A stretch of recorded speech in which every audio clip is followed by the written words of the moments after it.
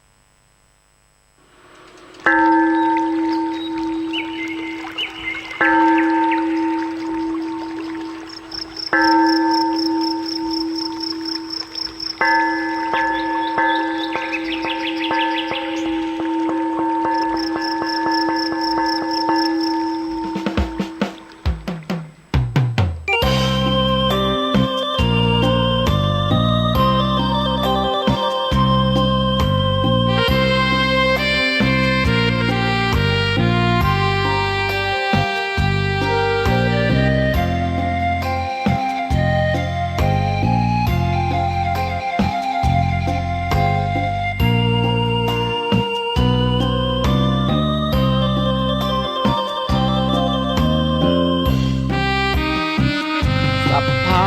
ทานังธรรมะทานังชินาติ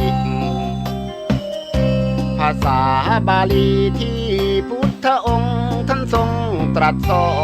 นการให้ธรรมะชนะการให้จงได้สังวรให้ทราบภายในชะล้างจิตใจให้คำสั่งสอน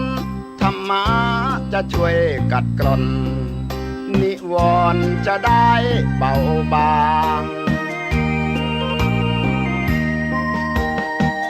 สัพพะทานังธรรมะทานังชินาติได้ฟังคำนี้ท่านทรงบ่งชี้หนึ่งไม่มีสองให้ทำเป็นทานสารต่อปัญญานำพาแสงส่องแสงธรรมชี้นำถูกต้องรับรองท่านต้องสุขใจ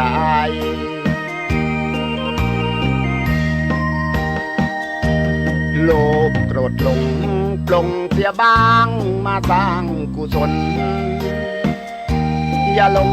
วังวนคิดสร้างกุศลผลบุญยิ่งใหญ่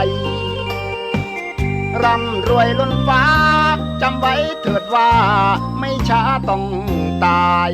ศีลธรรมชี้นำสุขใจยามตายจะได้หลับตา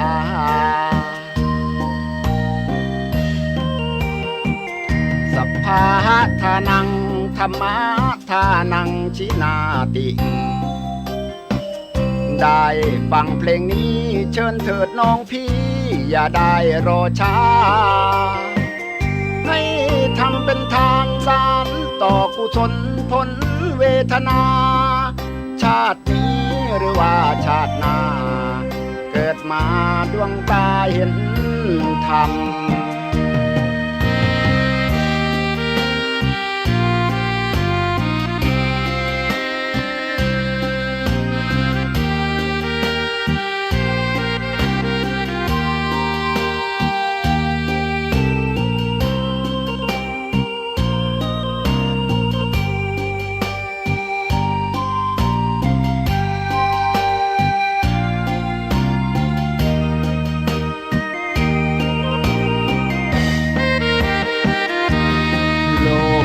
หลง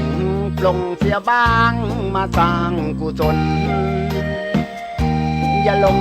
วังวนคิดสร้างกุศลผลบุญยิ่งใหญ่ร่ำรวยล้นฟ้าจำไว้เถิดว่าไม่ช้าต้องตายศีลธรรมชี้นำสุขใจยามตายจะได้หลับตา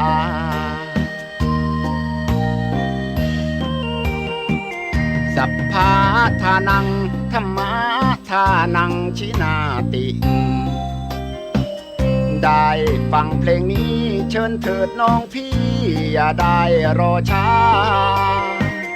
ให้ทำเป็นทานสารต่อกุศลผลเวทนาชาตินี้หรือว่าชาติหน้า ดวงตาเห็นธรรม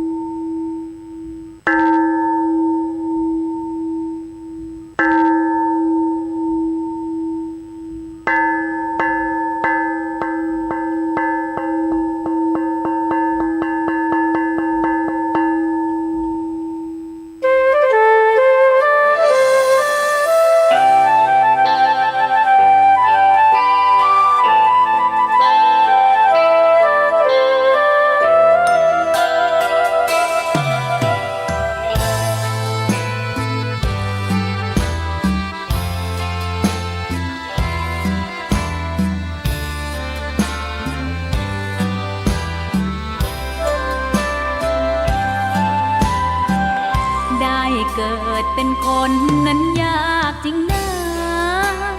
เพราะพุทธศาสนายิ่งแสนยากเย็นคนไทยโชคดีที่สุดแล้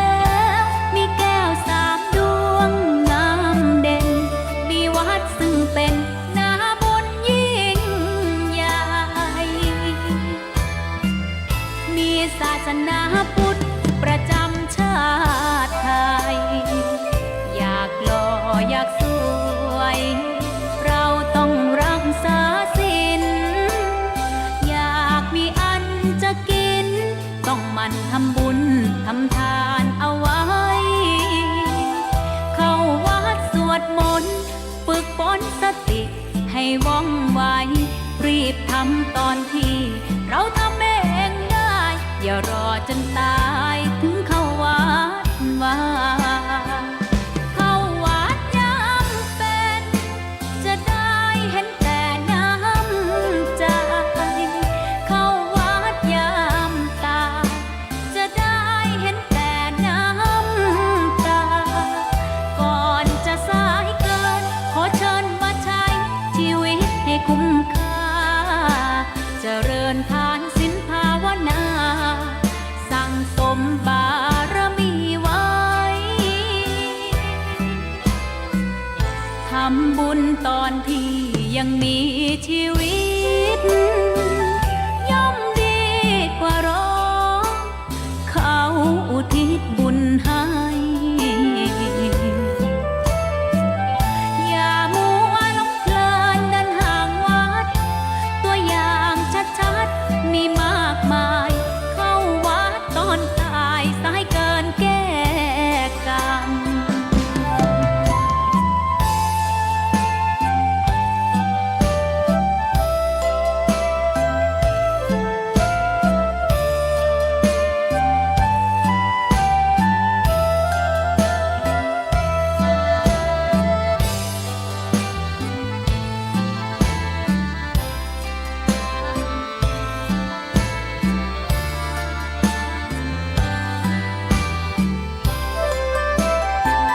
เข้าวัดยามเป็นจะได้เห็นแต่น้ำใจเข้าวัดยามตายจะได้เห็นแต่น้ำตาก่อนจะสายเกินขอเชิญมาใช้ชีวิตให้คุ้มค่าเจริญทานศีลภาวนาสั่งสมบารมีไว้ทำบุญตอนที่ยังมีชีวิตย่อมดีกว่ารอเขาอุทิศบุญให้อย่ามัวหลงเพลินเดินห่างวัดตัวอย่า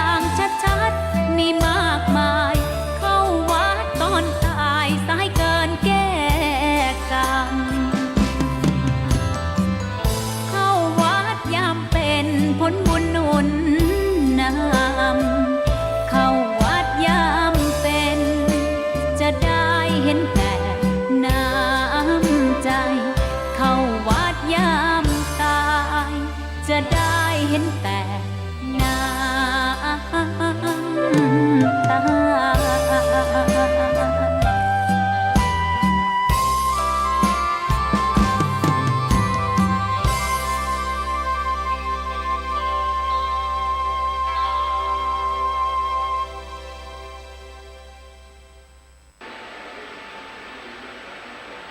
พุทธคุณวางไว้กลางกล้าวเพื่อป้องกันเหล่าไปลินสิ้นทั้งหลาย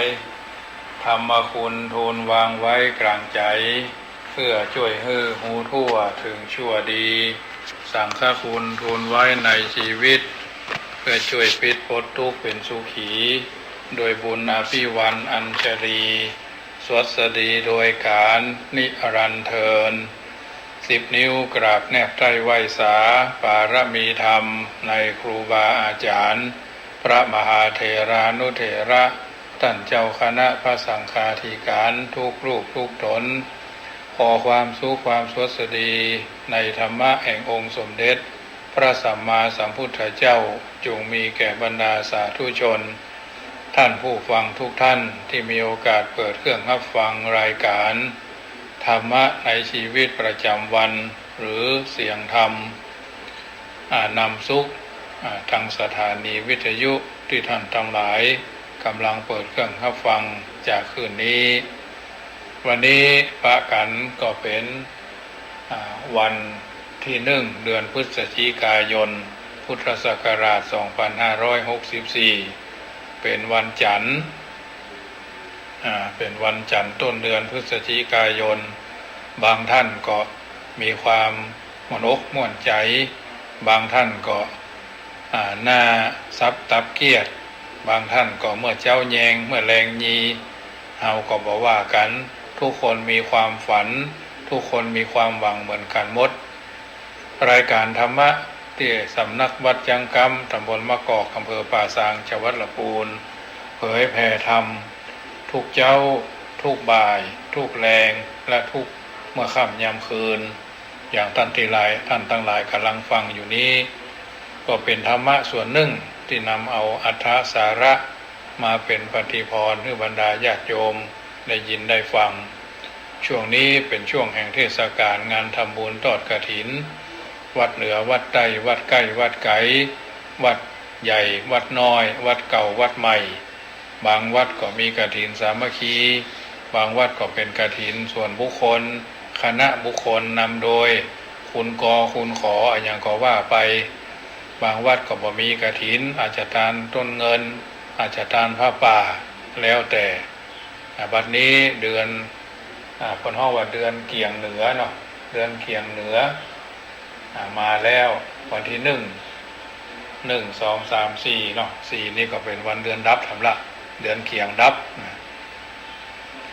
เดือนนี้ก็จะออกสำแล้วอากาศหนาวก็ช่วงเจ้าก็อากาศหนาวสัดลัดช่วงค่ำก็เย็นเย็นพอให้พอดีใกล้แจ้งนี่ก็เย็นมากแล้วก็เย็นที่สุด2-3 วันที่ผ่านมาวันที่30 ตุลา31 ตุลาอาตมาภาพก็เดินทางไปร่วมงานทำบุญทอดกฐินสามัคคีซึ่งนำโดยท่านอาจารย์พระมหาพิษณุจารุธรรมโมวัดเจ็ดลินเมืองเชียงใหม่เป็นต้นเป็นประธานนำญาติโยมไปทอดกฐินจำนวนรถตู้ก็ประมาณ10รถปิกอัพก็14คันตู้และก็รถปิกอัพพากันไปกินไปทานที่วัดแม่ลาคีหรือแม่ลาคีเนาะตำบลแม่วะหลวงอำเภอท่าสองยางจังหวัดตากเขตไปเข้าทางแม่เสลียงศพเมยท่าสองยางเขตติดต่อทางแม่เงาเนาะอันนี้ไปทำบุญพี่น้องชนเผ่าปากยอหรือกะเหรี่ยงก็เป็นชนชาติที่ฟักใฝ่ใส่ใจบวรพุทธศาสนาวัดแม่ราคีนี้เป็นวัดที่ศูนย์รวมของกลุ่มพระธรรมจาริกของวัดศรีโสดาภาคเหนือมีครูบาอาจารย์ท่านเจ้าไปแวะเวียนเยี่ยมเยียนกันอยู่เป็นประจำท่านอาจารย์ท่านมหาพิษณุจารุธรรมโมก็มีความดำริคิดเริ่มไปทอดกฐินได้ปัจจัยจำนวน 152,850 บาท 152,850 บาทท้วนนะอาตมาภาพก็ได้นำเอานมกล่องกล้วยฉาบขนมปังปลากระป๋องจำนวน250ชุดน้อยถงคกคุณเก้านะ71ถุง71ใส่ถุงอันยังไปแจกเพิ่น12ถุงใหญ่นะถุงละ20ชุดก็ไปแจกคือเราอ่อนเยาวชนผู้เฒ่าผู้แก่ที่เพิ่นมากินตาลวันนั้นพี่น้องชนเผ่านี่เพิ่นมีความซื่อสัตย์สุจริตบริสุทธิ์ใจไปได้รับเอาของแล้วก็เอามากินเอามาบริโภคเราอ่อนน้องหนูเข้าวัดเข้าวาประกันสวดโยโกห้องท่านอาจารย์เจ้าวาดท่านอาจารย์ดีเนาะเพิ่นก็มีการนำเยาวชนเหล่านี้สวดมนต์เมื่อแรงตอนเช้าก็ถ้าวันเสาร์อาทิตย์นี่ก็มาสวดมนต์กันที่วัดกินข้าววัดเลยเนาะกินข้าววัดพร้อมกันบางคนก็มากินเนาะเพิ่นอยู่ในที่ใกล้ๆวัดใกล้ๆวาอยู่กันเป็นระนาบไปเป็นลำดับไปอันนี้เป็นชุมชนชาวชนเผ่าเนาะพื้นที่ที่ราบสูงก็ทำให้เกิดความสมัครสมานสามัคคีแต่พ่อหลวงบ้านเพิ่นเป็นคริสตศาสนิกชนแต่เพิ่นก็เข้ากันได้อันนี้ก็ถือว่ามีกะเหรี่ยงคริสต์กะเหรี่ยงพุทธที่เพิ่นอยู่ด้วยกันอย่างสันติสุขก็ได้มีโอกาสไปสัมผัสอยู่แถวนั้นไปคืนวันที่30ก็ไปนอนจำวัดที่วัดแม่ลาคีหรือแม่ลาคีเนาะกุฏิก็เป็นไม้ซักอย่างดีเนาะศาลาก็เป็นศาลาไม้ซักอย่างดีมีห้องน้ำมีอย่างก็ตามสภาพบ้านนอกขอกนาเนาะบ้านป่าบ้านดอยเนี่ยก็ไปถามนั่นท่านเจ้าวาดอาจารย์ทองดีนี่ก็เพิ่นมีดีใจเนาะปีนี้เหตุการณ์ยายสามารถได้เงินแสนก็ถือว่าเป็นสิ่งที่ปลื้มใจจนพอบอกออกนะก็เป็นที่น่านุโมทนาเพราะฉะนั้นธรรมาภาพไปมาก็มาเล่าให้ญาติโยมฟังสิ่งละอันพละน้อยที่เอามาให้ญาติโยมได้ฟังก็เป็นส่วนหนึ่งที่นำเอาสิ่งที่ดีทางงามมาจ๋ามาเป็นน้ำย่อยให้ญาติโยมได้ฟังรายการธรรมะในชีวิตของแต่ละคนแต่ละท่านทุกคนเมื่ออายุนักขึ้นมาย่อมจะมีที่เปิ้งเนาะหรือที่พึ่งนะที่พึ่งหรือที่เปิ้งหรือที่พึ่งกับตัวกับตนที่เอาอยู่ในสังคมแห่งการอยู่ร่วมอยู่กันอย่างพี่ดีกันอย่างน้องปรองดองกันเหมือนญาติประเทศชาติก็จะเจริญพุทธศาสนาก็จะรุ่งเรืองไปตามวาระโอกาสจังหวะเวลาคนเอานั่นจะต้องมีที่เปิ้งของชีวิตที่เปิ้งของชีวิตทุกคนจำเป็นจะต้องมีเมื่ออันตรายเกิดขึ้นเราก็ต้องการที่เปิ้งหรือที่พึ่งแม้แต่เพียงต้นไม้ขอนไม้เพื่อจะให้อาศัยเป็นที่เปิ้งเพื่อพ้นอันตรายก็ได้ความเป็นอยู่ของคนเฮาในแต่ละวันนั้นเหมือนกับเวียนว่ายอยู่ในห่วงน้ำลึกจำเป็นที่จะต้องทำเกาะหรือที่เปิ้ง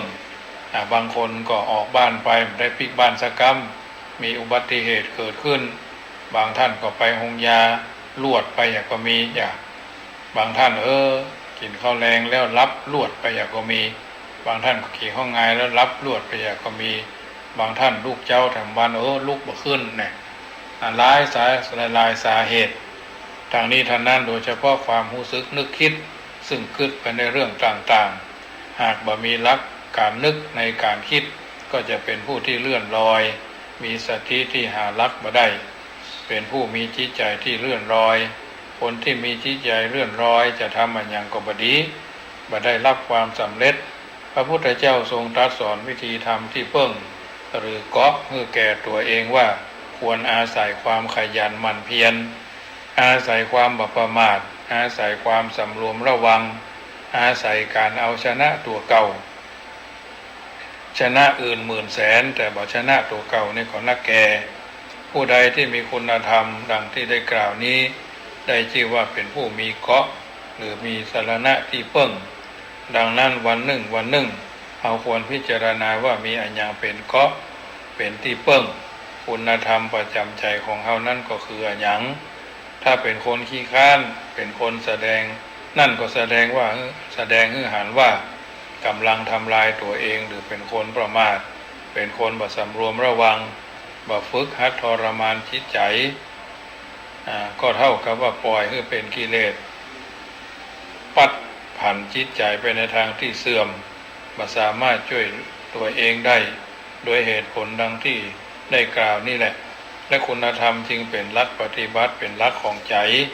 คำว่าธรรมะเราจะต้องกล่าวโดยสรุปว่าหลักของใจ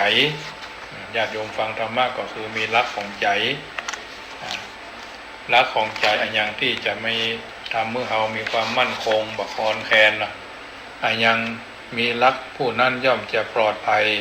ขับรถก็ต้องมีหลักมีความรู้มีความเข้าใจสามารถที่จะขับรถไปโดยปลอดภัยการดำรงชีวิตในลักษณะต่างๆก็ต้องอาศัยธรรมะเป็นหลักยิ่งวันนี้เป็นวันที่1ของเดือนเราก็จะต้องเริ่มแถม2 เดือนก็จะหมดปีทำแล้วนะวันหนึ่งเราอย่ากึดแต่ว่าเราจะหาเงินหารายได้โดยบ่คำนึงถึงจิตใจนะหลักที่แท้ของคนเรานั่นก็อยู่ที่ความรู้สึกนึกกึดนึกคิดมีหลักธรรมะในการดำเนินชีวิตที่เปิ้งก็คือที่เราได้พักอาศัยคนที่เราได้พักอาศัยหรือสิ่งต่างๆที่เราได้พักอาศัยเช่นพ่อแม่ที่เปิ้งบ้านเรือนเป็นที่เปิ้งการที่เราจะเปิ้งคนอื่นหรือสิ่งอื่นนั่นประการสำคัญขึ้นอยู่กับตัวเราตัวเราจะต้องเปิ้งตัวเองไปโดยถ้าเราหวังแต่เปิ้งแต่สิ่งอื่นบ่กึดเปิ้งช่วยตัวเองแปลว่าบ่สามารถที่จะทำอะไรอย่างได้ด้วยตนเองจึงนับว่าเป็นการขาดคุณสมบัติที่สำคัญของชีวิตคนบางคนเปิ้งตัวเองได้เปิ้งคนอื่นบ่ได้คนประเภทนี้หมายถึงคนดีประเภทหนึ่ง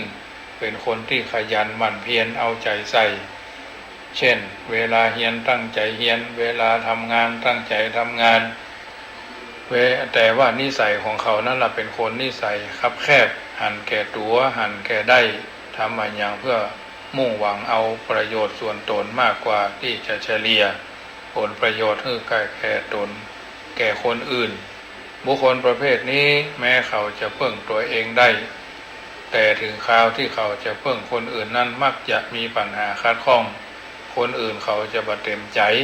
เขาจะบ่ช่วยเหลือเท่าที่ควรเพราะว่าเป็นคนมีอัธยาศัยน้ำใจนับว่าเป็นเรื่องสำคัญ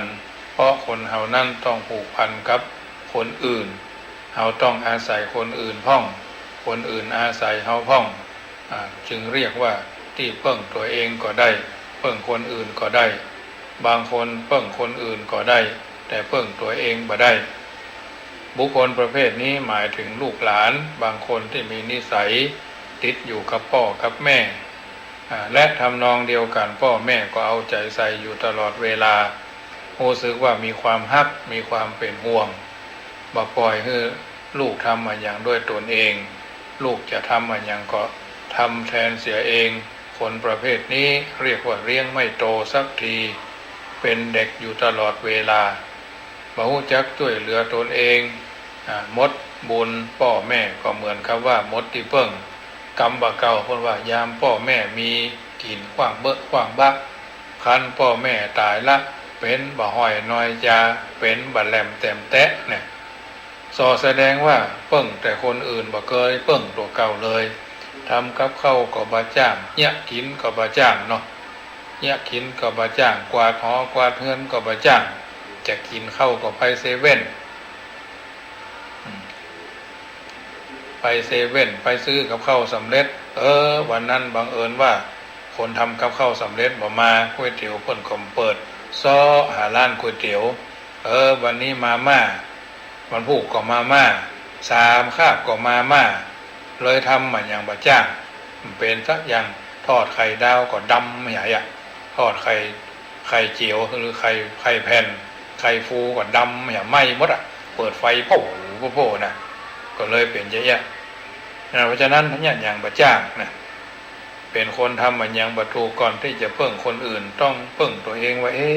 เฮาก็มี1สมอง2มือ2เท้าแม้กระทั่งในวัดในวาก็เหมือนกัน พระเนนเถรน้อยรุ่นปัจจุบันรุ่นต่อไปวัดบางวัดเป็นมีตุลุงเป็นท่านพระครูเป็นเจ้าคณะตำบล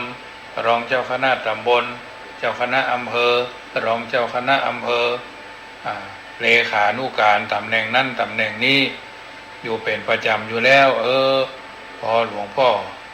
มรณภาพล้มหายตายจากผู้ที่เป็นเลขาก็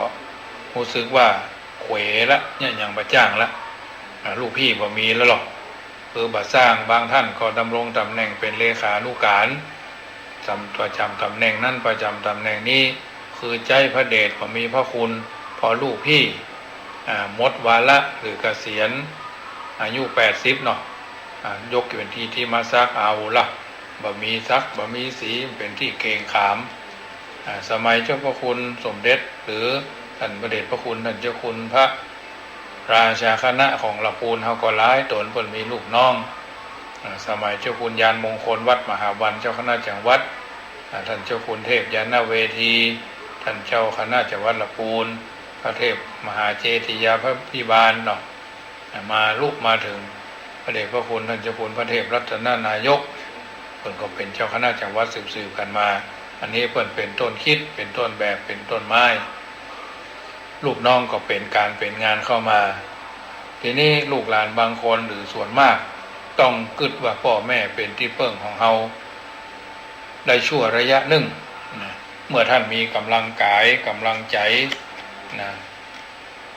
ระยะที่ท่านมีกำลังกายมีกำลังใจยังบ่แก่เกินควรหรือเมื่อยังมีชีวิตอยู่เฮาก็เพิ่งท่านได้หากว่าท่านชราหรือล้มหายตายจากเราก็จะต้องพร้อมที่จะรับภาระอย่างเรียกว่าเพิ่งคนอื่นได้และเพิ่งตัวเองได้คนบางคนเพิ่งตัวเองบ่ได้เพิ่งคนอื่นบ่ได้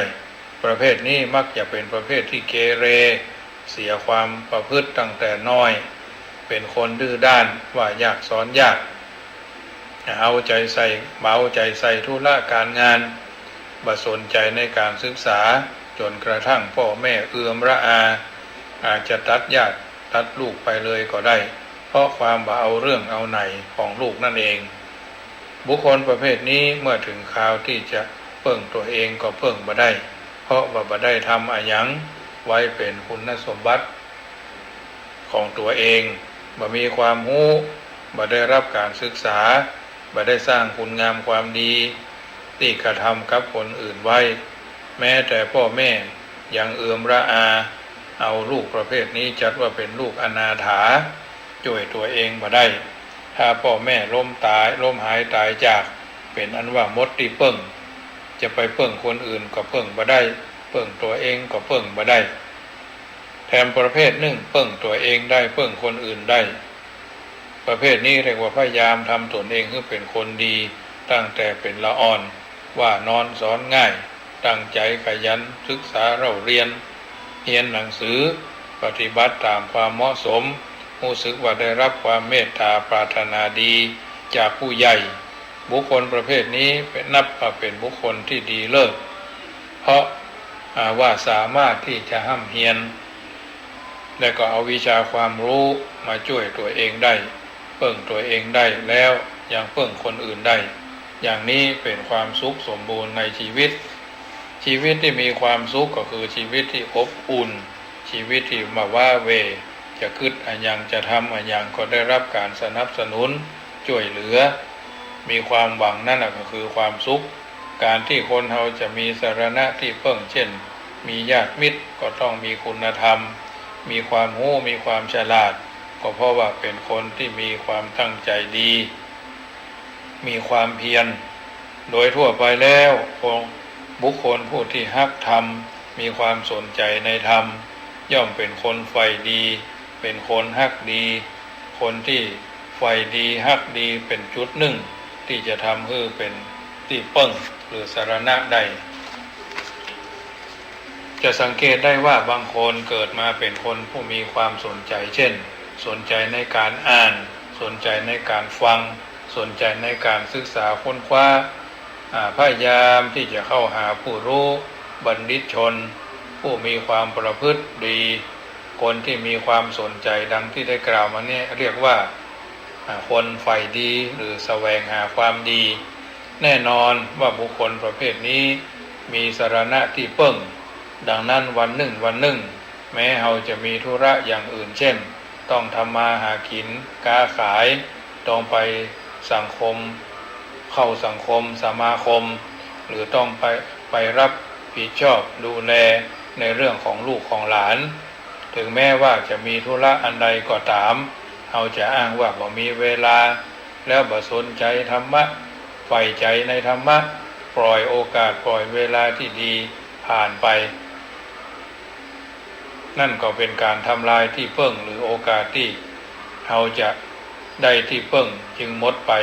ดังนั้นเราควรที่จะใช้ชีวิตไปในลักษณะที่สนใจในเรื่องของคุณธรรมเป็นผู้ใคร่ในธรรม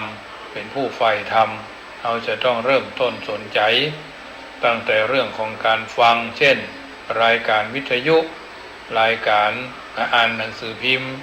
ดูทีวีหรือโทรทัศน์ก็ได้ฟังรายการผู้เจ้าจัดรายการตั้งแต่ตี 3 ตี 4 5 โมง 6 โมงตี 3 ตี 4ก็ขึ้นสีขาวเพื่อชาวประชาเนาะ4 โมง 5 โมงก็ฟังครูบาอินทร์วัดสันปะยางหลวง 103.75 เนาะแจ้งดีขวายงาม 6 โมงก็ฟังวัดจังกำที่วิทยุFM ละปูนหรือวิทยุลูกทุ่งเชียงใหม่วัดตลอดจนในที่วันเชียงใหม่เนี่ยฟังกันไปรายการข่าวรายการบันเทิงรายการโฆษณารายการเพลงเนาะบางคนก็ฟังเพลงไปโดยเฉพาะว่านันทนาการถ้าเอาพิจารณาหรือเอาจำนวนของผู้ฟังมาเปรียบเทียบความสนใจในทางที่จะเป็นไปเพื่อคุณธรรมบ่น้อยเช่นถ้าจะมีรายการเทศหรือสนทนาในเรื่องที่เป็นสาระประโยชน์คนที่บ่ใฝ่ธรรมะฮักธรรมะจะปิดวิทยุโทรทัศน์เปลี่ยนจ้องอย่าไปเสาะฟังเพลงเนี่ยเอาทุกเจ้าเปิดเจอทุกเจ้าหมุนนีไหลนีหรือดูรายการอื่นๆที่ตนชอบซึ่งถ้าพิจารณาดูแล้วนับว่าเป็นเรื่องที่น่าเสียดายอย่างยิ่งเป็นธรรมดาของคนเฮาญาติโยมท่านผู้ฟังก็จะก้อยป้องกันจิตใจตนเองบ่ฮือประมาทหัวเมาเนาะหลงไหลในทางที่ผิดส่วนมากมีน้อยนะเพราะว่าสิ่งที่เป็นประโยชน์เป็นสิ่งที่ล่อใจได้ว่ามีประโยชน์มากเหมือนกับอาหารเช่นอาหารที่มีรสแปลกๆดูใจถูกใจคนถูกใจคนแม้จะขาดประโยชน์มีคุณค่าทางอาหารน้อยคนก็ยังสนใจรับประทานอาหารที่บ่มีสีสันตกแต่งปราณีตแต่มีประโยชน์คุณค่าทางอาหารมากสิ่งของที่สวยงามมีสีสันดีแม้จะเป็นสิ่งที่ฮือโตดหรือมีประโยชน์น้อยคนก็ยังสนใจคือความต้องการในสิ่งนั้นแต่ถ้าสิ่งใดขาดสีสันบ่สวยบ่งามแต่ว่ามีประโยชน์มีคุณค่าคนกลับสนใจน้อยดังนั้นสินค้าต่างๆเขาจึงประดิษฐ์ทั้งสีสันเป็นเครื่องล่อหูล่อตาแล้วทำให้เกิดความสนใจสำหรับผู้ได้หันและได้ขายได้จึงเป็นหน้าที่ของเฮาซึ่งเป็นผู้ต้องการที่จะต้องพิจารณารู้จักเลือกเอาสิ่งที่ดีมีประโยชน์หรือถ้าจะเปรียบเหมือนกับว่าเฮาเลือกสิ่งของเช่นผลไม้ถ้าเราไปซื้อผลไม้ที่ตลาดเราจะต้องเลือกคิดว่าเราจะต้องเลือกคัดว่าผลไม้ลูกไหนเน่าเราก็ไม่เอาเราจะเลือกเอาเฉพาะผลไม้ที่ดีชั้นใดก็ชั้นนั้นเราจะทำให้ตัวของเราชีวิตของเราจิตใจของเราได้ประโยชน์เราจะต้องมีความสนใจใฝ่ธรรมะฉันนั้นเหมือนกันทีนี้นาถกรณธรรมแปลว่าธรรมะที่ทำคือมีที่พึ่งหมายความว่าที่พึ่งมีได้ต้องเกิดจากการกระทำที่แสดงออกมามากทางกายทางวาจาทางใจจะเป็นผลต่อเนื่องทำให้ผู้กระทำได้รับเป็นสรณะที่พึ่งแต่ถ้าหากบ่ท ทำบ่ถูกทำบ่ดีจะทำลายที่พึ่งของตนเองข้อนี้คือท่านพิจารณาดูความสัมพันธ์เกี่ยวข้องของคนทั่วไปถ้าเป็นผู้รักดีปรารถนาดีผู้นั้นจะได้รับผลตอบแทนสนองในทางที่ดีเริ่มต้นตั้งแต่ความเป็นลูกถ้าเป็นผู้รักดีปรารถนาดีจะต้องสนใจใฝ่ในเรื่องคำสอนยินยอมที่จะปฏิบัติตามที่จะได้รับการสนองตอบได้รับการอุปการะเอาใจใส่เพิ่มพูนความดีเพื่อมีนักขึ้นตลอดจนกระทั่งเติบโตนักเรียนนิสิตนักศึกษาเริ่มต้นเข้าทำงานเข้าสู่สมาคมสังคมจะมีผลต่อเนื่องจากการกระทำของตัวเองคนเฮามีความดีมีธรรมะเป็นที่เพิ่มอยู่ในตัวจะได้รับการสนองตอบเช่นครูบาอาจารย์คือความร่วมมือคือความช่วยเหลือญาติมิตรต่างป้องกันรักษาจะมีความเดือดร้อนก็มีผู้หันใจเหล่านั้นล้วนแล้วแต่เป็นที่มาแห่งสรณะที่พึ่งทั้งนั้นการที่คนเฮาจะได้รับการตอบสนองดังที่ได้กล่าวจะต้องเริ่มต้นด้วยการเป็นผู้รักดีปรารถนาดีสนใจในความดีความดีนั่นก็จะเพิ่มเติมยิ่งขึ้นคนในโลกนี้มีอยู่สองประเภทหนึ่งคนพาลปัญญาอ่อนประสนใจในทางดีสองเป็นบัณฑิตเป็นผู้มีปัญญาเป็นผู้ใฝ่ดีปรารถนาดีแสวงหาความดีอยู่ตลอดเวลาท่านเปรียบเหมือนคนดีกับคนบดีเหมือนแมงผึ้งกับแมงงนหรือแมลงวันแมลงผึ้งกับแมลงวันหรือแถมในย่าหนึ่งบอกว่าคนมีอยู่สองประเภทหนึ่งคนละอย่างหรือคนละแบบสองคนให้เข้ากันคนให้เข้ากันแมลงผึ้งออกแสวงหาสิ่งที่หอมที่มีประโยชน์ของหอมอยู่ที่ไหนจะไปต่อมน้ำหวานเพิ่นเฮาว่ากิ้งเกือกกลั้วเอาน้ำหวานจากสิ่งนั้นส่วนแมลงวันหรือแมงงนนั่นจะไปเสาะแสวงหาในสิ่งที่เหม็นที่เน่าเนาะของบูดของเน่าที่มีไหนจะไปแสวงหาในสถานที่นั้นธรรมชาติของสัตว์ทั้งสองประเภทนี้มีลักษณะแตกต่างกันฉันใดวิถีชีวิตของคนเฮาย่อมแตกต่างกันฉันนั้นคนที่ใฝ่ดีจักแสวงหาความดีเริ่มต้นด้วยการศึกษาพบหาสมาคมกันกับเพื่อนที่ดีส่วนคนที่เป็นอันธพาลก็เริ่มต้นดื้อด้าน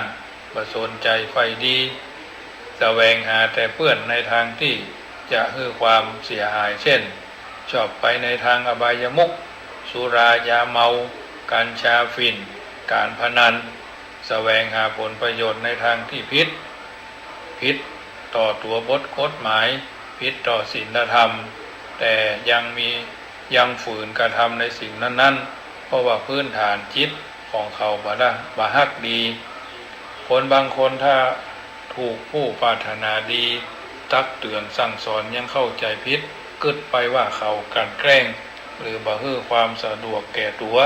แต่ถ้าผู้ใดตามใจถึงจะผิดก็อนุโลมผ่อนผันตัวไปบ่ห้ามปรามสั่งสอนปล่อยให้นำไปในทางที่ผิดกับหันบุคคลที่ตามใจปล่อยให้ตนเองทำความผิดเป็นสนิทชิดชอบในทางให้ความเคารพนับถือแสดงว่าจิตใจของเขานั่นฝักใฝ่ในทางชั่วหันความชั่วเห็นเป็นดีหันผิดเป็นถูกเนาะและเมื่อเขาแสวงหาแต่ในทางที่ผิดแสดงว่าเขาหลงคนที่หลงทางคือเดินทางไปด้วยความบ่รู้สึกเข้าใจว่าเป็นทางที่ถูกว่ากว่าจะรู้ตัวก็สายเสียแล้วนะวิถีชีวิตของคนเฮาก็เหมือนกันเหมือนกับการแสดงว่าการเดินทางถ้าเริ่มในทางที่ถูกถึงแม้จะยากลำบากก็จะได้รับผลของความสุขสบายในภายหลัง ถ้าเดินทางในทางผิดก็จะสะดวกสบายในตอนต้น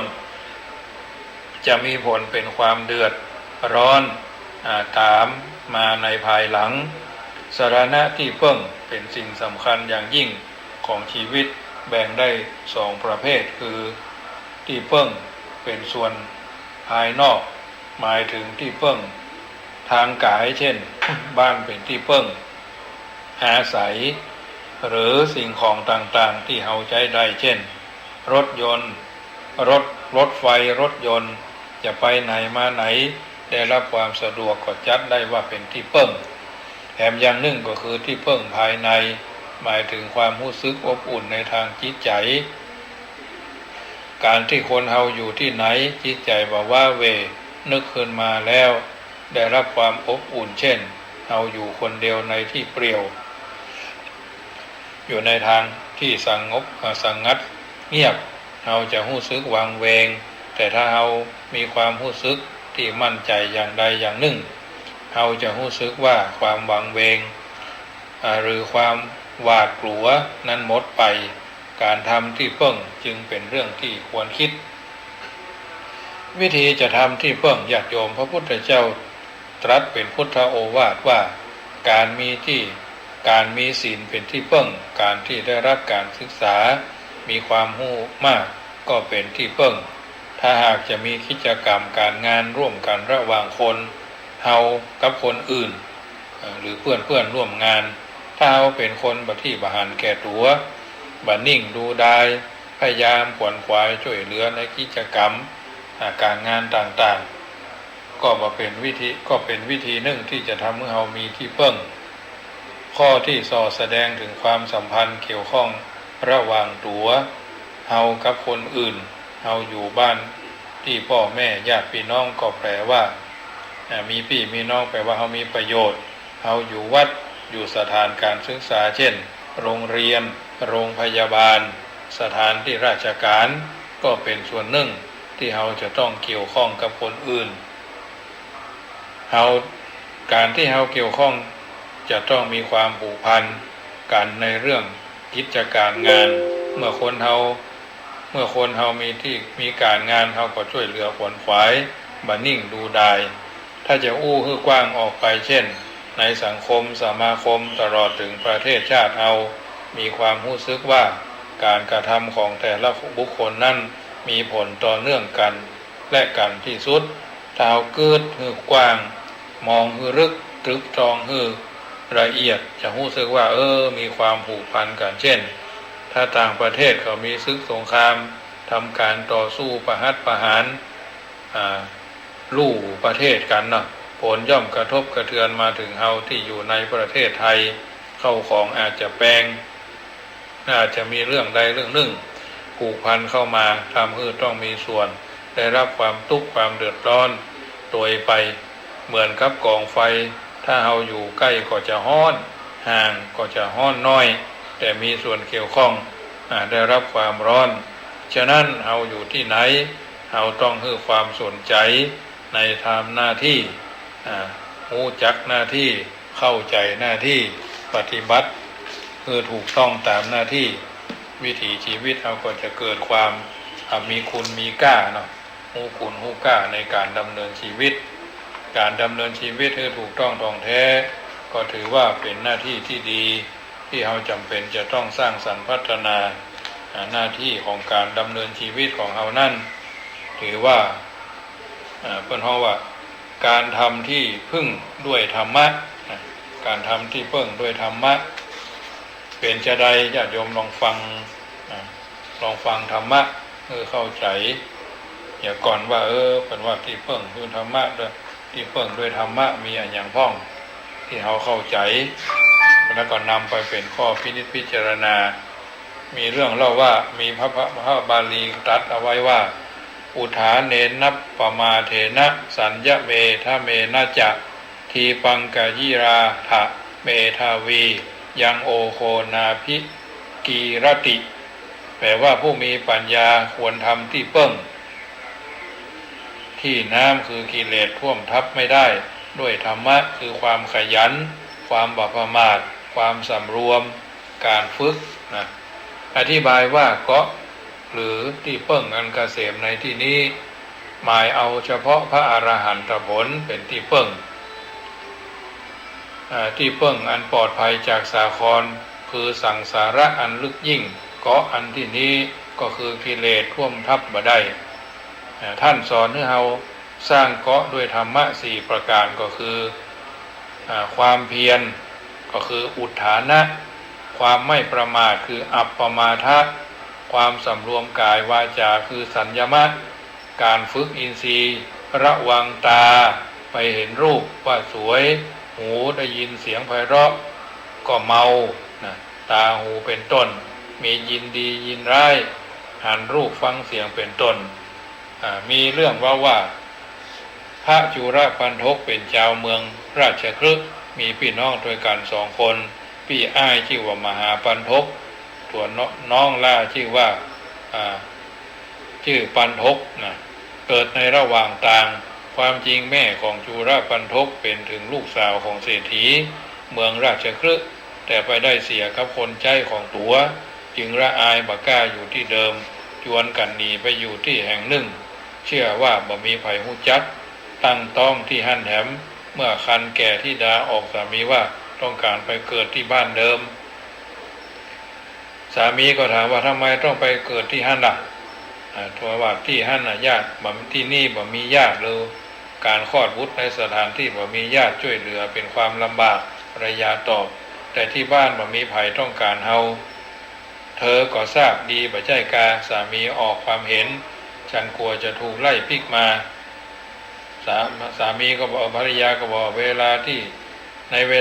ลูกลำบากใจของพ่อแม่ย่อมอ่อนโยนต่อการช่วยเหลืออยู่เสมอท่านคงบ่ถึงกับฆ่าเฮาก็อ้ายเอ๋ยถ้าคุณบ่ไปฉันจะไปคนเดียวฝ่ายสามีพัดวันประกันพรุ่งอยู่เรื่อยมาจนภรรยาบ่อาจจะคอยแหมต่อไปพอใกล้กำหนดคลอดเข้ามาเต็มทีใกล้เข้ามาถึงวันแล้ววันหนึ่งเมื่อสามีออกไปธุระนอกบ้านนางจึงสั่งเพื่อนบ้านใกล้เคียงไว้ให้ช่วยดูแลบ้านและบอกสามีว่านางได้กลับบ้านเดิมไปแล้วสามีปีกมาฟั่งตัวไปหาไปพบนางในหนต่างขณะนั้นภรรยาเขาคลอดแล้วเขาดีใจได้บุตรชายปรึกษากันว่าเดินทางปีกบ้านเดิมเพื่อสิ่งใดสิ่งนั้นได้สำเร็จแล้วอันจะบ่ต้องไปทำแล้วจึงชวนปีกต่อมานางตั้งครรภ์ท้องที่2คงคลอดในทำนองเดียวกันกับท้องแรกจึงชื่อคนแรกว่ามหาปันธกลูกคนที่สองชื่อว่าจุรปันธกเมื่อลูกทั้ง2ใหญ่หน้ากล้าบานได้ยินละอ่อนและ ได้ยินเด็กๆด้วยการห้องกันว่าตาคนนี้ว่าลุงตาคนนี้ว่าลุงของตัวบ่มีจึงถามแม่ว่าแม่บอกว่าตระกูลของตาอยู่ในเมืองราชคฤห์เป็นเศรษฐีมหาปันธกจึงรบเร้าให้แม่พาไปหาตากับยายเมื่อภรรยานำเรื่องนี้ปรึกษาสามีคงบ่กล้าไปอย่างเดิมภรรยาบอกว่าพ่อแม่ของนางคงบ่โหดร้ายถึงกับกินเลือดกินเนื้อผู้เป็นลูกเป็นหลานก็อ้ายเอ๋ยฝ่ายสามีบอกว่าฮื้อปลาละอ่อนทั้งสองไปได้แต่จะฮื้อเข้าหน้าพ่อตาแม่ยายนั้นเบานี่ก็เป็นเรื่องธรรมดาเพราะฐานะเดิมของเขาเป็นเพียงคนรับใช้อินเดียนั่นน่ะหัวนายมากเพราะตนอยู่ในวันหน้าต่ำ2สามีภรรยา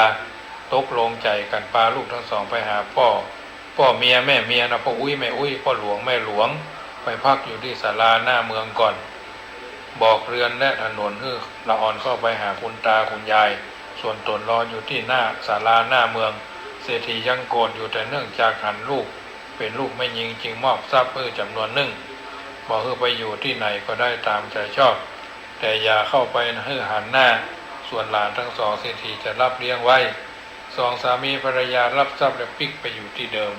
เศรษฐีเลื่อมใสในพุทธศาสนาไปฟังธรรมเทศนาของพุทธเจ้าและชอบปามหาปันธกไปจนมหาปันธกมีจิตใจอ่อนโยนน้อมไปในการบวชจึงขออนุญาตเศรษฐีผู้เป็นตาบอกว่าการบวชของหลานเป็นความสุขของตามากกว่าการบวชของคนทั่วโลกถ้าคิดว่าบวชอยู่ได้จึงจงบวชเถิดมหาปันธกบวชได้พระเถระผู้ถือ การบิณฑบาตเป็นวัดรูปหนึ่งเป็นอุปชามาเมินมานานมหาปันทกก็ได้บรรลุอรหัตผลเมื่อท่านได้รับความสุขสูงสุดเท่าที่มนุษย์จะพึงได้แล้วท่านก็นึกถึงน้องเบาอยากจะให้ได้รับความสุขเช่นกันจึงไปขออนุญาตคุณตาเมื่อน้องบ่าวบวชแถมเศรษฐีก็อนุญาตจึงอยู่แม้เศรษฐีจะนับถือพุทธศาสนาก็ตามจะไม่คนถามถึงแม่ของหลานว่าเป็นไผเศรษฐีตอบว่าเป็นบุตรที่หนีไปดังนี้บ่าวฮู้สึกว่าละอายอยู่ห้องเมื่อมหาปันทกปรารภอยากจะให้น้องบ่าวบวชเศรษฐีจึงอนุญาตอย่างง่ายดายจุลปันทกบวชแล้วพี่ชายให้ศึกษาศีลสมาธิปัญญาแต่ปรากฏว่าจุลปันทกนั้นสมองทึ่มนะแม้ข้อธรรมะข้อเพียงเท่านี้ดอกโกนุชมีกลิ่นหอมบานแต่เช้ากลิ่นย่อมกลุ่นไปเสมอฉันใดเธอจงมองพระอังคีรสของพระพุทธเจ้าผู้รุ่งโรจน์อยู่เหมือนพระอาทิตย์ส่องแสงสว่างกลางหาวฉะนั้นจุลปันทกห้องอยู่4 เดือนนะก็จำมาได้ห้องว่าโง่อย่างขนาดนักเมื่อพุทธเจ้าทรงสอนถูกทางก็สามารถสำเร็จเป็นพระอรหันต์ได้ท่านว่าเหตุที่จุลปันทกปัญญาทึ่มนั้นกรรมเก่าคือในศาสนาของสมเด็จพระสัมมาสัมพุทธเจ้าครับนามว่ากัสสปะท่านบวชในศาสนานั้นเป็นผู้มีปัญญาดีภิกษุรูปหนึ่งเป็นคนเขาท่องปริยัติธรรมอยู่จุลปันทกให้หัวใส่นะเยาะเย้ยบ่บ่าคิงมันง่าวนี่ยังอันใหญ่เนาะวิบากกรรมจึงทำให้จุลปันทกเป็นคนเขาในกาลบัดนี้มหาปันทกขันแล้วน้องของตนเป็นผู้อาภัพจึงบอกให้ซึกไปเถอะ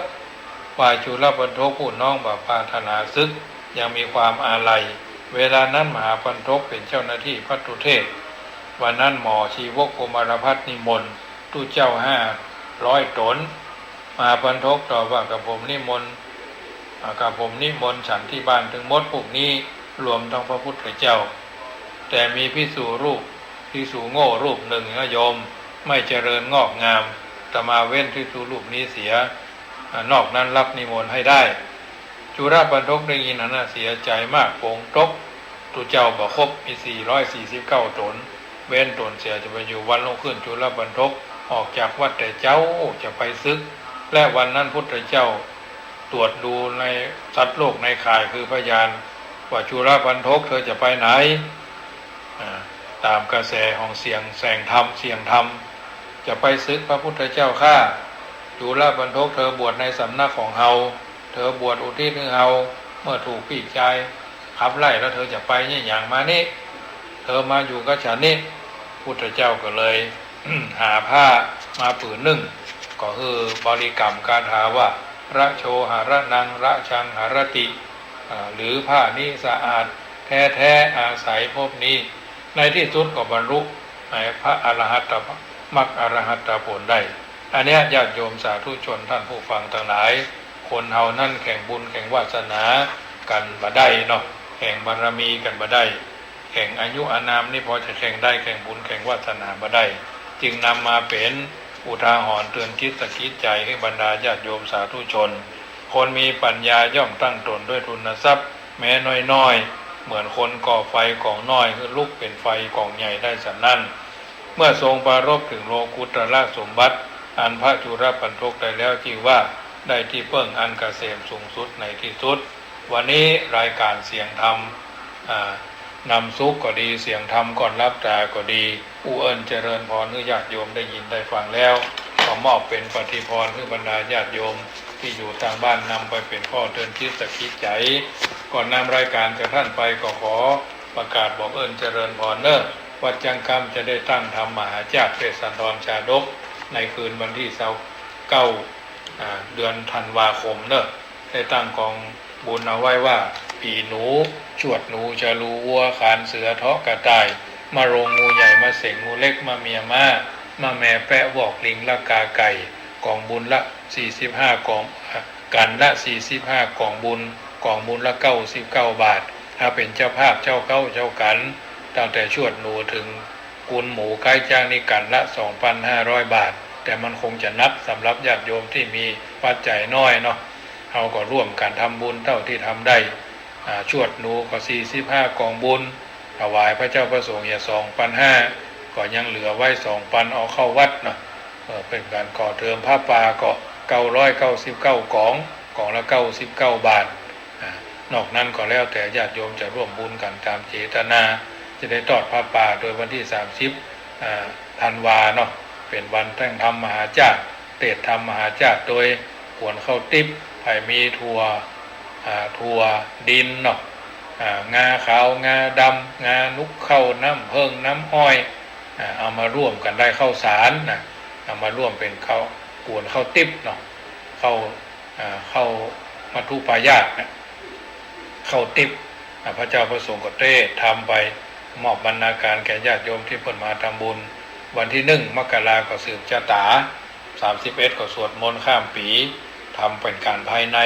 ส่งเฟซส่งไลน์ออกเฟซออกไลน์ให้ญาติโยมได้ฟังกันได้วันนี้ก็สมสมัยได้เวลาจะขอนำรายการจากท่านไปก่อนสัพปีติโยวิวัชชันตุสัพพโรโควินัสสตุมาเตภวัตวันตรายโยสุขีทีคายุโกพุทโธบังซ้ายธัมโมบังขวาสังโฆบังกายาอรหังบังเกสาอรหังพุทโธนะโมพุทธายะกึศจะได้ค่อยใจถึงแปลงใจถึงก็โทรศัพท์หาที่0615476539ให้กินไข่ตางานทำบุญกองทุนเข้ากวนบาทหยาดพระธรรมนำชีวิตกองทุนอาหารเยาวชนอาหารกลางวันแก่น้องๆหนูๆโรงเรียนวัดช้างคำพระสงฆ์องค์สมณเณรกับน้ำกับไฟเกาะที่ธนาคารกรุงไทยสาขาโลตัสธนาคารกรุงไทยสาขาแม่ทาธนาคารกรุงไทยสาขาแม่ทา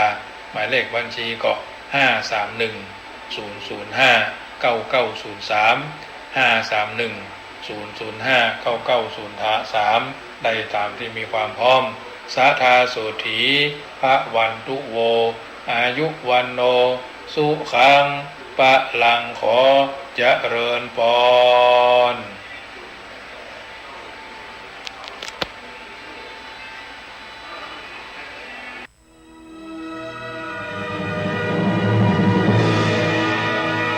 ณ บัดนี้ขอเชิญท่านสาธุชนสดับฟังพระธรรมคำสั่งสอนของพระโพธิญาณ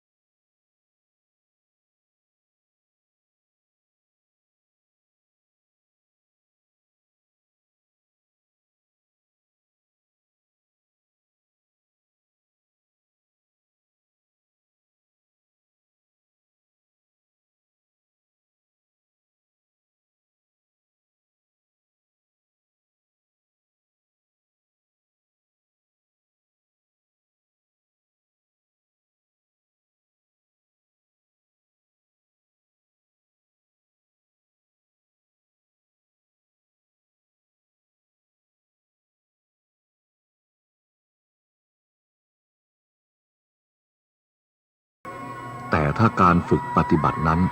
ยังประกอบด้วยความอยากที่จะบรรลุเห็นแจ้งแล้ว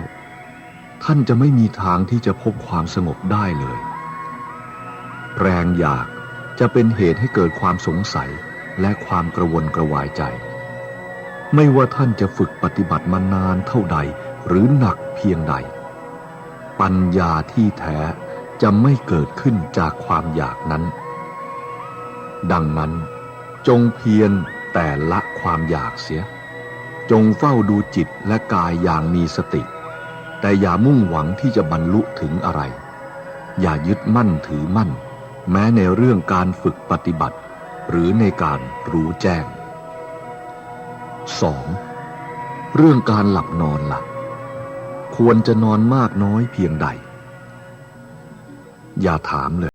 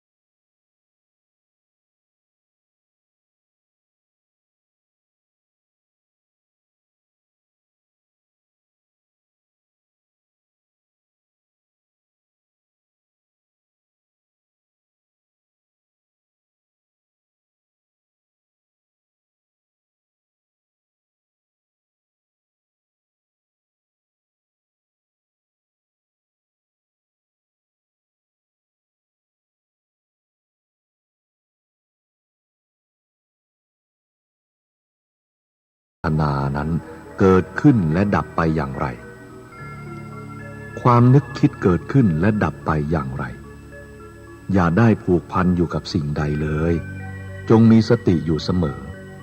เมื่อไม่มีอะไรหรือมีอะไรเกิดขึ้นจะได้รู้ได้เห็นนี่คือทางที่จะบรรลุถึงสัจธรรมของพระพุทธองค์จงเป็นปกติธรรมดาตามธรรมชาติทุกสิ่งทุกอย่างที่ท่านทำขณะอยู่ที่นี่เป็นโอกาส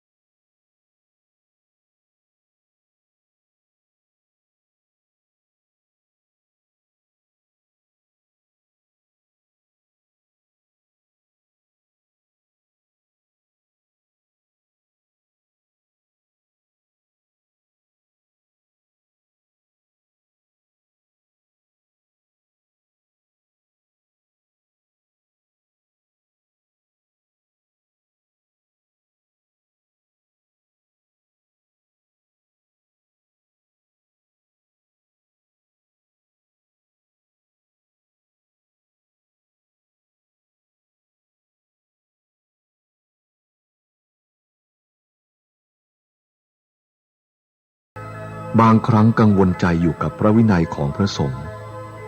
ถ้าหากฆ่าแมลงโดยบังเอิญแล้วจะผิดไหมศีลหรือพระวินัยและศีลธรรมเป็นสิ่งจำเป็นอย่างยิ่งต่อการฝึกปฏิบัติของเราแต่ท่านต้องไม่ยึดมั่นถือมั่นในกฎเกณฑ์ต่างๆอย่างงมงายในการฆ่าสัตว์หรือการละเมิดข้อห้ามอื่นๆนั้นมันสำคัญที่เจตนาท่านย่อมรู้อยู่แก่ใจของท่านเองอย่าได้กังวลกับเรื่องพระวินัยให้มากจนเกินไปถ้านำมาปฏิบัติอย่างถูกต้องก็จะช่วยส่งเสริมการฝึกปฏิบัติแต่พระภิกษุบางรูปกังวลกับกฎเกณฑ์เล็กๆน้อยๆมากเกินไปจนนอนไม่เป็นสุขพระวินัยไม่ใช่ภาระที่ต้องแบกในการปฏิบัติของเราที่นี่มีรากฐานคือพระวินัยพระวินัยรวมทั้งธุดงควัตรและการปฏิบัติภาวนาการมีสติและการสำรวมระวังในกฎระเบียบต่างๆตลอดจนในศีล227ข้อนั้นให้คุณประโยชน์อันใหญ่หลวงทำให้มีความเป็นอยู่อย่างเรียบง่ายไม่ต้องพะวงว่าจะต้องทำตนอย่างไรดังนั้นท่านก็หมดเรื่องต้องครุ่นคิดและมีสติดำรงอยู่แทนพระวินัยทำให้พวกเราอยู่ด้วยกันอย่างกลมกลืนและชุมชนก็ดำเนินไปอย่างราบรื่นลักษณะภายนอกทุกๆคนดูเหมือนกันและปฏิบัติอย่างเดียวกันพระวินัยและศีลธรรมเป็นบันไดอันแข็งแกร่งนำไปสู่สมาธิยิ่งและปัญญายิ่งโดยการปฏิบัติ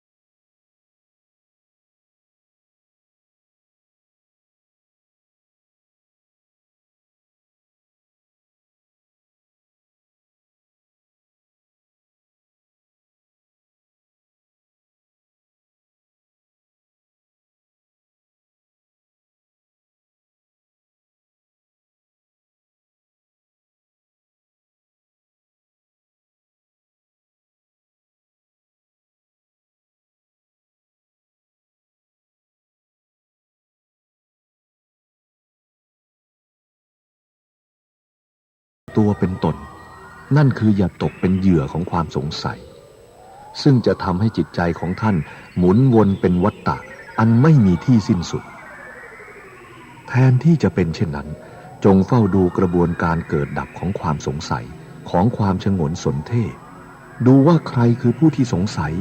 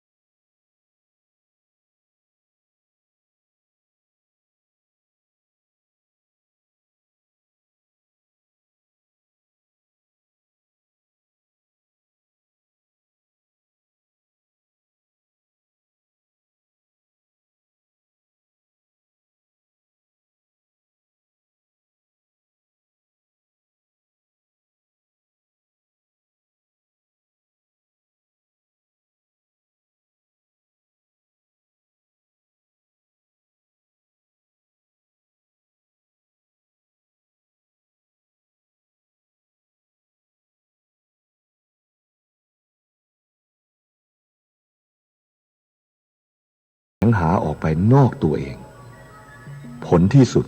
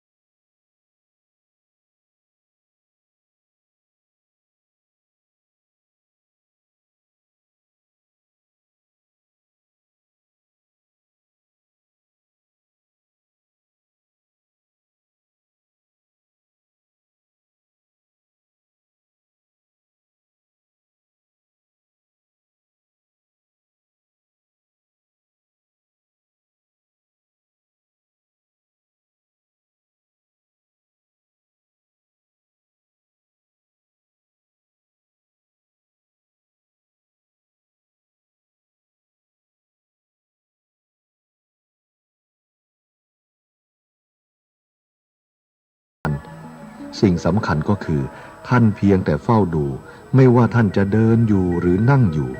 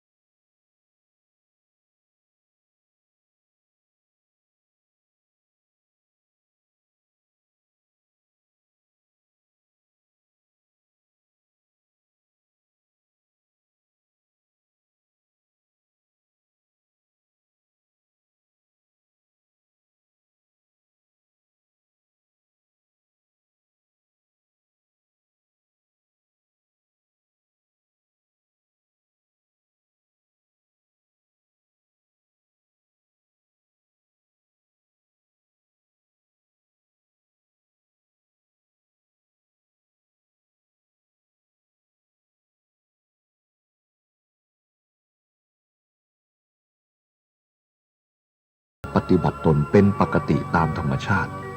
แล้วเฝ้าดูเมื่อเกิดสงสัยจงเฝ้าดูมันเกิดขึ้นและดับไปมันก็ง่ายๆอย่ายึดมั่นถือมั่นกับสิ่งใดทั้งสิ้นเหมือนกับว่าท่านกำลังเดินไปตามถนนบางขณะท่านจะพบสิ่งกีดขวางทางอยู่เมื่อท่านเกิดกิเลสเครื่องเศร้าหมองจงรู้ทันมันและเอาชนะมันโดยปล่อยให้มันผ่านไปเสียอย่าไปคำนึงถึงสิ่งกีดขวางที่ท่านได้ผ่านมาแล้วอย่าวิตกกังวลกับสิ่งที่ยังไม่ได้พบจงอยู่กับปัจจุบันอย่าสนใจกับระยะทางของถนนหรือกับจุดหมายปลายทางทุกสิ่งทุกอย่างย่อมเปลี่ยนแปลงไปไม่ว่าท่านผ่านอะไรไปอย่าไปยึดมั่นไว้ในที่สุดจิตจะบรรลุถึงความสมดุลตามธรรมชาติของจิตและเมื่อนั้นการปฏิบัติก็จะเป็นไปเองโดยอัตโนมัติทุกสิ่งทุกอย่างจะเกิดขึ้นและดับไปในตัวของมันเอง 14. ท่านอาจารย์เคยพิจารณาสูตรของเว่ยหลางของพระสังฆปรินายกนิกายเซนองค์ที่ 6บ้างไหมท่านเว่ยหลางหรือท่านฮุยเหนิงนั่นเองท่านฮุยเหนิงมีปัญญาเฉียบแหลมมากคำสอนของท่านลึกซึ้งยิ่งนักซึ่งไม่ใช่ของง่ายที่ผู้เริ่มต้นปฏิบัติจะเข้าใจได้แต่ถ้าท่านปฏิบัติตามศีลและด้วยความอดทนและถ้าท่านฝึกที่จะไม่ยึดมั่นถือมั่นท่านก็จะเข้าใจได้ในที่สุดครั้งหนึ่งลูกศิษย์คนหนึ่งอาศัยอยู่ในกุฏิหลังคามุงแฝกฤดูฝนนั้นฝนตกชุกและวันหนึ่งพายุก็พัดเอาหลังคาโวไปครึ่งหนึ่งเขาไม่ขวนขวายที่จะมุงมันใหม่จึงปล่อยให้ฝนรั่วอยู่อย่างนั้นหลายวันผ่านไปได้ถามถึงกุฏิของเขาเขาตอบว่าเขากำลังฝึกการไม่ยึดมั่นถือมั่นนี่เป็นการไม่ยึดมั่นถือมั่นโดยไม่ใช้หัวสมองมันก็เกือบจะเหมือนกับความวางเฉยของควายถ้าท่านมีความเป็นอยู่ดีและเป็นอยู่ง่ายๆถ้าท่านอดทนและไม่เห็นแก่ตัวท่านจึงจะเข้าใจซึ้งถึงปัญญาของท่านฮุยเหนิงได้ 15. ท่านอาจารย์เคยสอนว่าสมถะหรือสมาธิและวิปัสสนาหรือปัญญานี้เป็นสิ่งเดียวกันขอให้ท่านอาจารย์อธิบายเพิ่มเติมได้ไหมนี่ก็เป็นเรื่องง่ายๆนี่เองสมาธิสมถะและปัญญาวิปัสสนานี้ต้องควบคู่กันไปเบื้องแรกจิตจะตั้งมั่นเป็นสมาธิอยู่ได้โดยอาศัยอารมณ์ภาวนาจิตจะสงบตั้งมั่นอยู่ได้เฉพาะขณะที่ท่านนั่งหลับตาเท่านั้นนี่คือสมถะและอาศัยสมาธิเป็นพื้นฐานช่วยให้เกิดปัญญาหรือวิปัสสนาได้ในที่สุด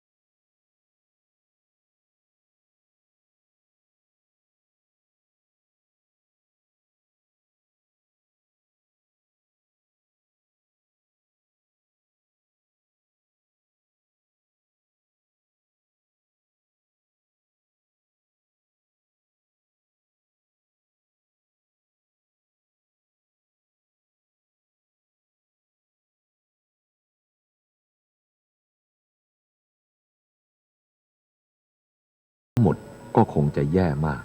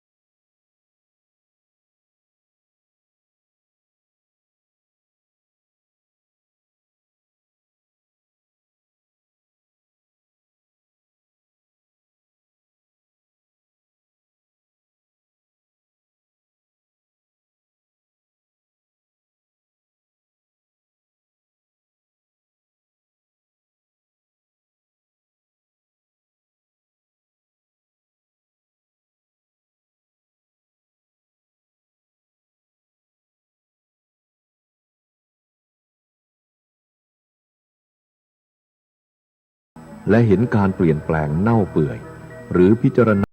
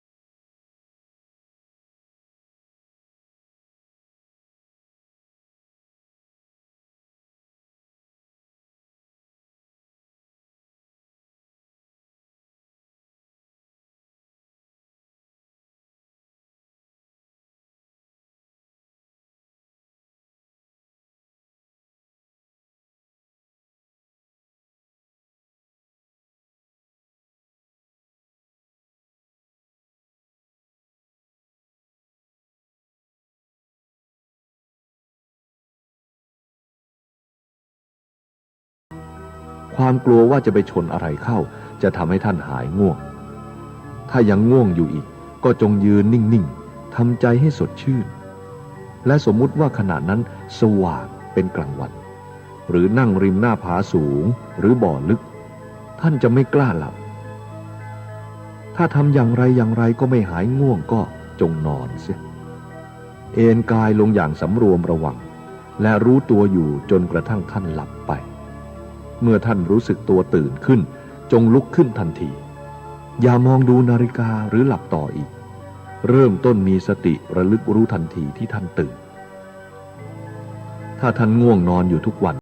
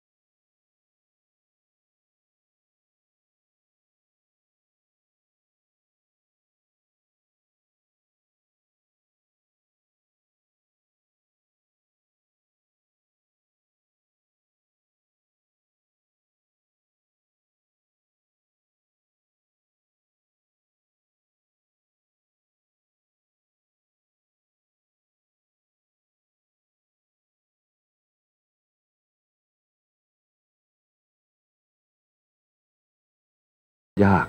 บางคนเรียนได้เร็วบางคนเรียนได้ช้า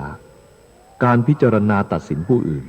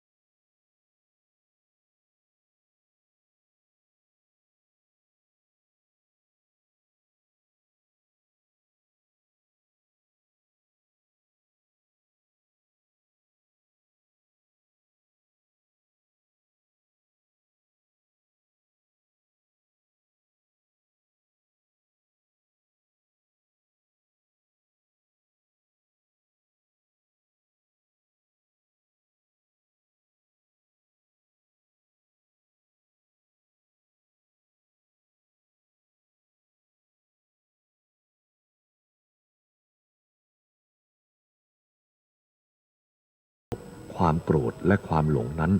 เป็นแต่เพียงชื่อเป็นสิ่งที่ปรากฏขึ้นมา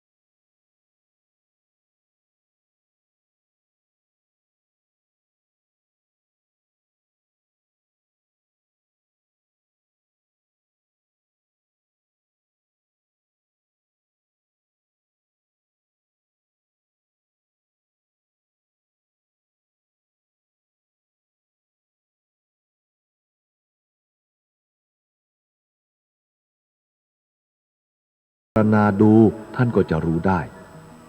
แม้ว่าขณะนี้ท่านจะยังไม่เข้าใจเมื่อท่านปฏิบัติต่อไปมันก็จะแจ่มแจ้งขึ้นท่านจะรู้ได้ด้วยตนเองได้ชื่อว่าปฏิบัติธรรมเมื่อเรายังเล็กพ่อแม่วางกฎระเบียบกับเราและหัวเสียกับเรา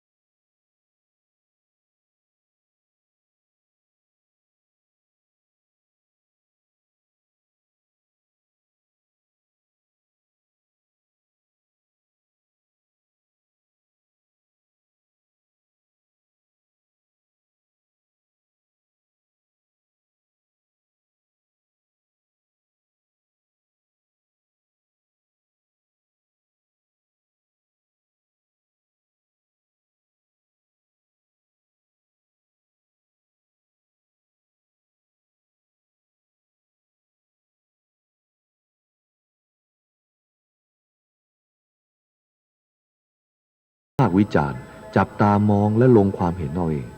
อย่างนี้ก็ตามใจเขา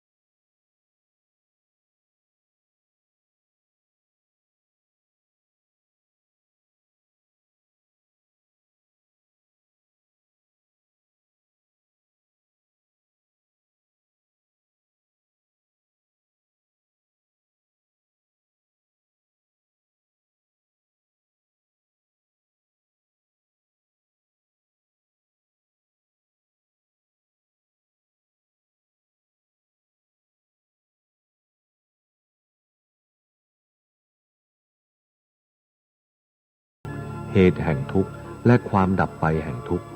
แต่ท่านต้องมีความอดทนอย่างยิ่งและต้องทนได้ท่านจะค่อยๆได้เรียนรู้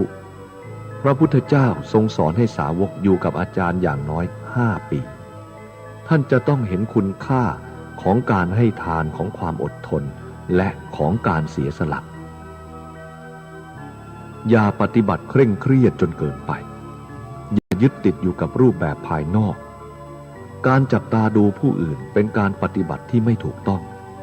จงเป็นปกติตามธรรมชาติและเฝ้าดูสิ่งนี้อยู่พระวินัยของพระสงฆ์และกฎระเบียบของวัดสำคัญมากทำให้เกิดบรรยากาศที่เรียบง่ายและประสานกลมกลืนจงใช้ให้เป็นแต่จำไว้ว่าความสำคัญของพระวินัยของพระสงฆ์คือการเฝ้าดูเจตนาและสำรวจจิตท่านต้องใช้ปัญญาอย่าแบ่งเขาแบ่งเราท่านจะขัดเคืองใจหรือไม่ถ้าต้นไม้เล็กๆในป่าไม้สูงใหญ่และตรงอย่างต้นอื่นๆเนี่ยเป็นเรื่องโง่เขลาอย่าไปตัดสินคนอื่นคนเรามีหลายแบบต่างๆกันอย่าคอยแต่มั่นหมายที่จะเปลี่ยนแปลงใครๆไปหมดทุกคนดังนั้นจงอดทนและฝึกให้มีคุณธรรมมีความเป็นอยู่อย่างง่ายๆและเป็นปกติตามธรรมชาติเฝ้าดูจิตนี่แหละคือการปฏิบัติของเราซึ่งจะนำไปสู่ความไม่เห็นแก่ตัวและความสงบสันติ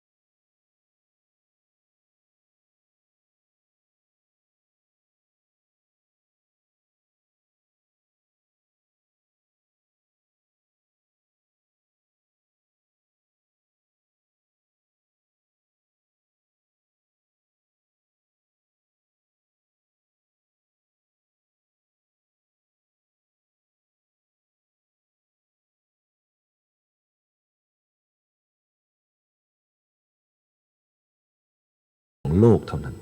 เรื่องธรรมะเรื่องอนัตตานี้ไม่มีเรื่องศูนย์เรื่องว่างเรื่องปล่อยเรื่องวางไม่มีคือเรื่องปล่อยวางมันมีอยู่แต่ว่าปล่อยโดยความยึดมั่นถือมั่น